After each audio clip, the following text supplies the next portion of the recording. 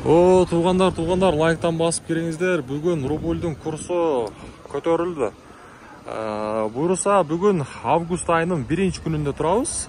Жалпыңыздарға ассаламу алейкум деймін. Бізден YouTube көрушілер, Тақ Маалымат каналымыздың қатталушылары, алыста істеп жүрген мекендештер. Барыңыздарға Ноқат шаарынан салам айтамын. Бүгін бұйырса Ноқатта курстың авалы өте жақсы. Дағы көтеріліп келеді. Рубль.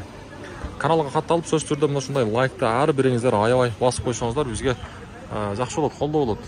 Доскарада банк бойынша айта тұрған болсақ, сатып алу доллар 84-ке көтеріліп қалды, евро 90 сом 40 тиын, рубль болса 0,965 тиын.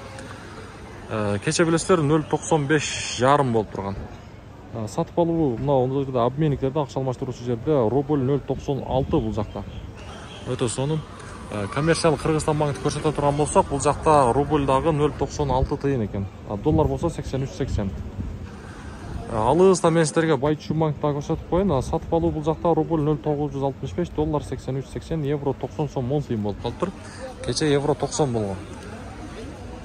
Туғандар, сөз түрді мен айтқандай әр біріңіздер мынашындай лайкты аябай басып қойыңыздар, бізге қолдау болады. Бұйырса сіздерге мынашындай курстар жетіп тұрады. Түшкі саат 1,5 болып қалды. Азия банктадағы рубльдің авалы 0,965 екен туғандар мұнеке. Сатып алу. Доллар болса 83,80 бұл жақта. Мына шындай. Каналға қатталауыз. Бізмен бірге болып тұрыңыздар.